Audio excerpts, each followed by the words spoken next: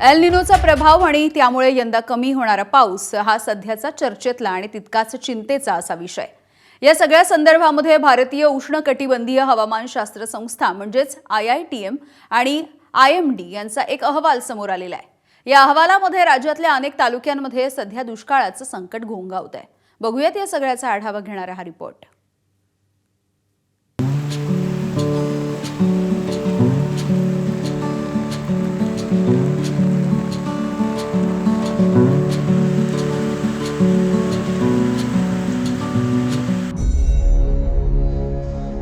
मान्सूनची वर्दी पण एल निनोचा धोका कायम।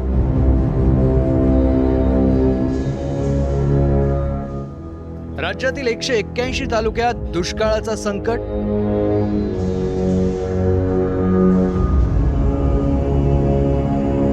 एल निनोमुळे राज्यातील खरीप हंगाम धोक्यात। यंदा मान्सूननं उशिरा वर्दी दिली, त्यामुळे राज्यभरात मान्सून सक्रिय व्हायला अजून बराच वेळ लागणार आहे। त्यात एल निनोच्या प्रभावामुळे यंदा पाऊस कमी होऊन राज्यातील खरीप हंगाम धोक्यात येण्याची शक्यता आहे। भारतीय उष्णकटिबंधीय हवामानशास्त्र संस्था अर्थात IITM आणि भारतीय हवामान विभागाच्या अहवालानुसार यंदाच्या खरीप हंगामावर दुष्काळाचं मोठं सावट असल्याचं सांगण्यात आलंय। याचं कारण एल निनोचा मान्सूनवरचा प्रभाव। या हवामान बदलाचा थेट फटका राज्यातील शेती क्षेत्रालाही बसणार असल्याचे संकेत देण्यात आले। या अहवालात नेमकं काय म्हटलंय पाहूया। राज्यातील 353 पैकी 181 तालुक्यात कमी पावसाचा अंदाज व्यक्त करण्यात आलाय। 41 तालुक्यांमध्ये 500 मिलीमीटर पेक्षा कमी पावसाची शक्यता आहे। सर्वाधिक प्रभावित तालुके मराठवाडा, मध्य महाराष्ट्र आणि पश्चिम महाराष्ट्रातले। ऑगस्ट आणि सप्टेंबर मध्ये सर्वात कमी पाऊस होण्याचा अंदाज वर्तवण्यात आलाय। त्यामुळे कापूस, सोयाबीन आणि ऊसाला मोठा फटका बसणार आहे।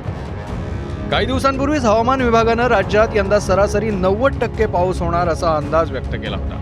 त्यामुळे नुकसान टाळण्यासाठी सरकारकडून शेतकऱ्यांना पेरण्यांसंदर्भात योग्य ते नियोजन करण्याचं सांगण्यात आलं होतं। एल निनोचं वर्ष आहे।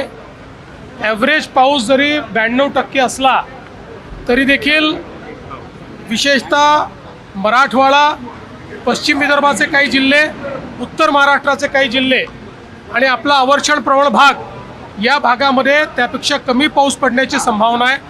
आणि म्हणूनच शेतकऱ्यांनाही सातत्याने मी ॲडवायझरी देतो की त्यांनी पेरणी कधी केली पाहिजे जेणेकरून दुबार पेरणीची वेळ येऊ नये। प्रयत्न आहेत की कमी पावसातही जेवढं जास्तीत जास्त त्या ठिकाणी नुकसान टाळता येईल, जेवढं कमीत कमी नुकसान होईल तेवढं झालं पाहिजे असा प्रयत्न चालू आहे। या संदर्भात राज्याच्या कृषी विभागाकडूनही शेतकऱ्यांना वेळोवेळी सूचना देण्यात येत आहेत। त्यासाठी AI चीही मदत घेतली जाते। IITM ची उच्च क्षमता असलेली भारत फॉरकास्ट सिस्टीम आपत्ती व्यवस्थापन केंद्राशी जोडण्यात आली आहे।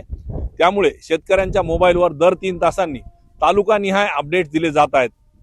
याशिवाय महाविस्तार AI या आर्टिफिशियल इंटेलिजन्स प्लॅटफॉर्मचा वापर करून शेतकऱ्यांना त्यांच्या स्थानिक भाषेत रिअल टाइम पेरणीचा सल्ला दिला जातोय।